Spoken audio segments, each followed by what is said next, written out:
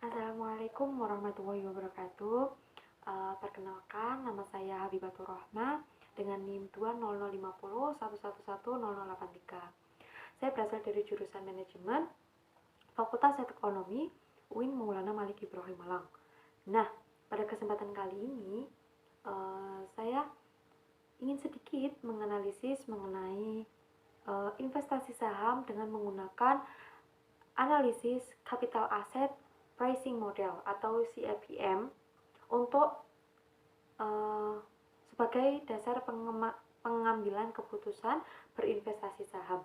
Nah, materi kali ini itu sebagai tugas ujian akhir semester saya dalam mata kuliah manajemen investasi di semester 5. Nah, sebelum kita menganalisis terkait CAPM ini, kita harus mengetahui terlebih dahulu apa sih yang dimaksud dengan CAPM atau Capital Asset Pricing Model. Nah, Capital Asset Pricing Model ini pertama kali diperkenalkan oleh Sharpe, Lindner, dan Mosin pada pertengahan tahun 1960-an. Nah, model ini untuk melakukan estimasi atau perkiraan terhadap besarnya return sekuritas merupakan hal yang harus dilakukan para investor. Jadi, para investor untuk memilih sebuah saham itu tidak serta-merta langsung memilih perusahaan yang diinginkan, melainkan dia harus menganalisis terlebih dahulu perusahaan mana yang sekiranya itu bisa memberikan keuntungan kepadanya dan juga untuk merendahkan atau meminimalisir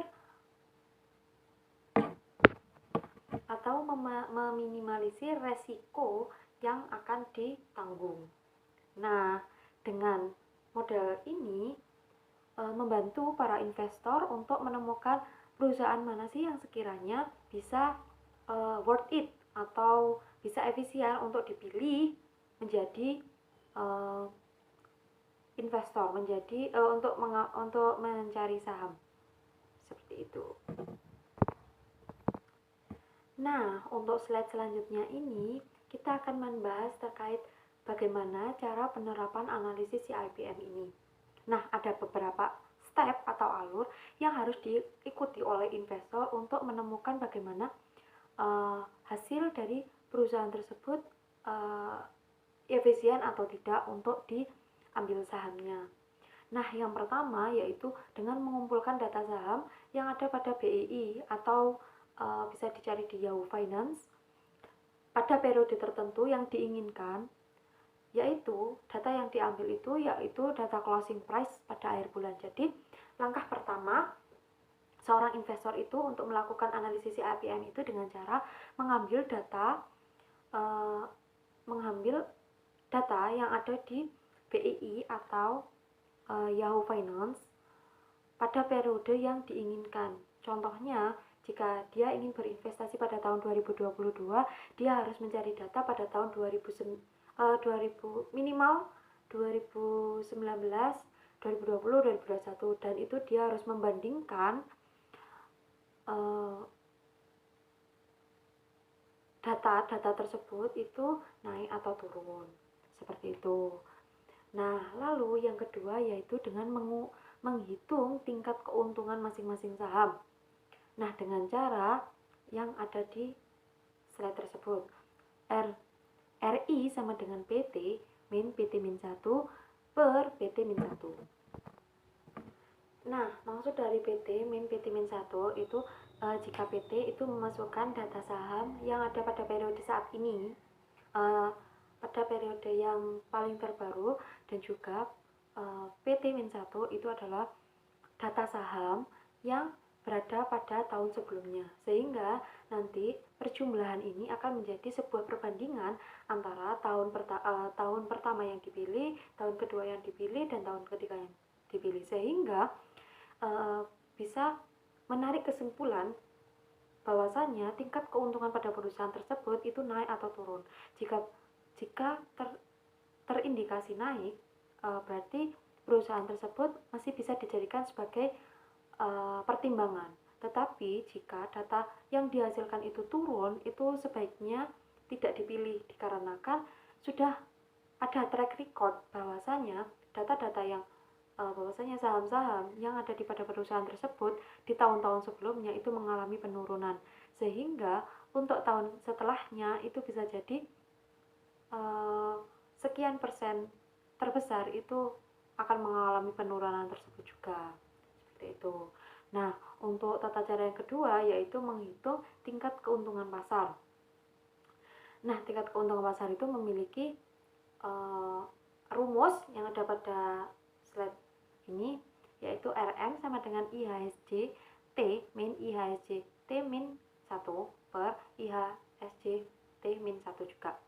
Nah, IHSG itu merupakan data pasar, data yang keseluruhan yang ada di periode tersebut. Nah, sama halnya seperti tingkat keuntungan masing-masing saham pada perusahaan tersebut. Bahwasanya IHSG T itu berarti periode saat ini dan juga T-1 yaitu periode sebelumnya. Nah, data ini juga dijadikan perbandingan antara tingkat keuntungan pasar dan juga tingkat keuntungan perusahaan tersebut. Keuntungan dari saham perusahaan tersebut itu lebih tinggi atau lebih rendah dari saham pasar. Nah, pertimbangan yang kedua itu dengan menggunakan saham pasar tersebut. Jika perusahaan tersebut memiliki data saham yang lebih tinggi dari pasar, itu bisa dijadikan sebagai pertimbangan, tetapi di pertimbangan untuk dipilih ya. Tetapi jika jawaban hasil dari keuntungan pasar ini lebih tinggi daripada keuntungan perusahaan, itu lebih baik untuk dijadikan sebagai cadangan saja, karena keuntungannya itu berarti tidak sebanding dengan yang ada di pasaran tuh. Nah, lalu tahap selanjutnya yaitu menghitung beta saham dengan penjumlahan return aset ditambah return market dibagi return market tuh. Lalu tadi jawaban yang ada di nomor 2, langkah nomor 2 dan juga nomor 3 itu diperhitungkan lagi untuk mencari betanya. Lalu selanjutnya yaitu menghitung tingkat pengembalian bebas resiko melalui atau BF melalui BI pada rate bulanan. Dan selanjutnya yaitu menghitung tingkat keuntungan yang diharapkan menurut si APM dengan cara RSI sama dengan RF ditambah BI dikali RM. Nah, tadi itu kan sudah dihitungkan terkait tingkat saham dengan rumus RI, lalu tingkat pasar yang digunakan dengan huruf RM dan beta. Lalu itu dijadikan satu menjadi analisis CRPM dengan rumus yang ada di slide ini. Jadi tinggal memasukkan saja hasil data yang sudah ditemukan di langkah-langkah sebelumnya.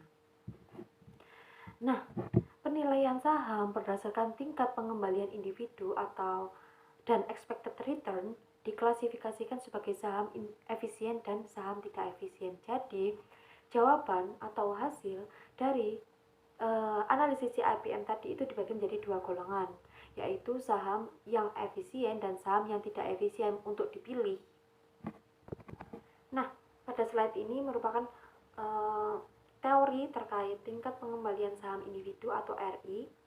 Dengan tingkat pengembalian saham individu dapat dihitung dengan cara membandingkan harga penutupan saham atau closing price bulan ini yang dinotasikan dengan T dikurangi dengan harga penutupan saham pada bulan sebelumnya, atau closing price pada periode sebelumnya dengan dinotasikan T-1. Sama halnya seperti tadi yang ada pada langkah yang pertama, kan RI sama dengan PT min 1. Nah, itu merupakan harga penutupan saham pada periode tersebut dikurangi dengan harga penutupan saham pada tahun sebelumnya. Nah, ini merupakan slide contoh perusahaan-perusahaan yang saya pilih dengan memperkirakan perusahaan dengan memperkirakan keuntungan masing-masing periode perusahaan. Nah, ini ada 19 perusahaan dengan RI atau keuntungan saham perusahaan dengan berbeda-beda. Ada juga yang minus, ada yang plus. Dan kita tahu bahwasanya jika dikatakan minus berarti saham tersebut itu mengalami kebangkrutan, sedangkan plus itu mengalami kenaikan. Seperti itu. Lalu selanjutnya, pada slide selanjutnya ini adalah tingkat pengembalian saham pasar atau RM. Tingkat pengembalian pasar merupakan tingkat pengembalian yang didasarkan pada perkembangan indeks saham.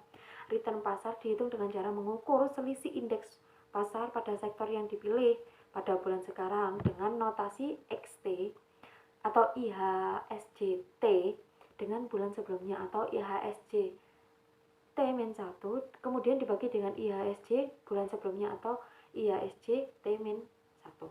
Sama halnya seperti tadi pada langkah ketiga.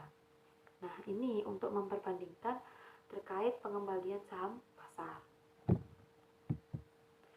Lalu selanjutnya yaitu ada perbandingan saham efisien dan tidak efisien. Bahwasanya jika saham efisien dikatakan jika saham dengan tingkat pengembalian individu lebih besar daripada tingkat pengembalian yang diharapkan. Nah, jika saham yang tidak efisien merupakan saham dengan tingkat pengembalian individu lebih kecil daripada tingkat pengembalian yang diharapkan. Nah, pada slide ini sudah saya perhitungkan untuk mengetahui RI, RM, RI atau tingkat pengembalian perusahaan saham tiap-tiap perusahaan, dan juga ada perhitungan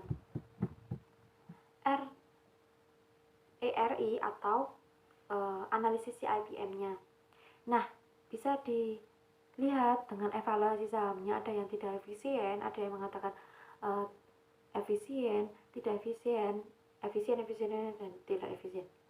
Nah, saat kita melihat dikatakan tidak efisien itu jika analisis CIPM-nya itu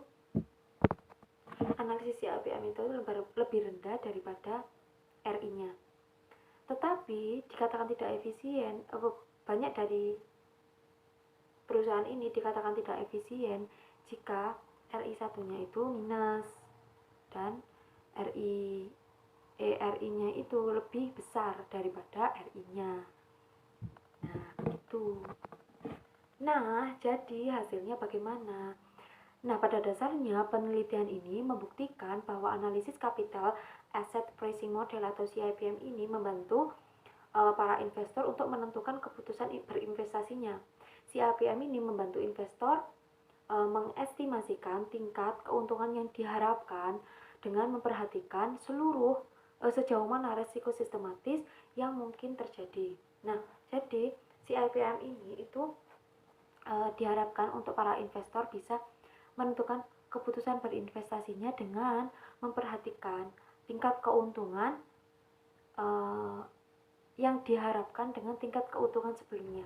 Itu sesuai atau tidak. Jika memang tidak sesuai, berarti itu dikatakan tidak efisien atau tidak layak untuk dipilih. Tuh. Nah, pada zaman saat ini kan masih banyak investor yang tidak rasional. Nah, dikatakan investor yang rasional melakukan keputusan investasi dengan didasari analisis situasi saat ini. Tidak hanya serta-merta melihat keuntungannya sejauh mana, dia akan mendapat keuntungan berapa, lalu dia akan mendeposit uang berapa, seperti itu. Tetapi dia harus menempuh analisis dengan mendesain portofolio yang optimal, menyusun kebijakan, dan mengimplementasikan strategi investasi, dan melakukan supervisi pada kinerja khusus para manajer keuangan, sehingga tidak memutuskan secara sepihak atau tidak harus dengan analisis yang bisa dipercaya oleh investor tersebut. Baik, sekian dari saya. Bila ada salah kata mohon maaf. Wassalamualaikum warahmatullahi wabarakatuh.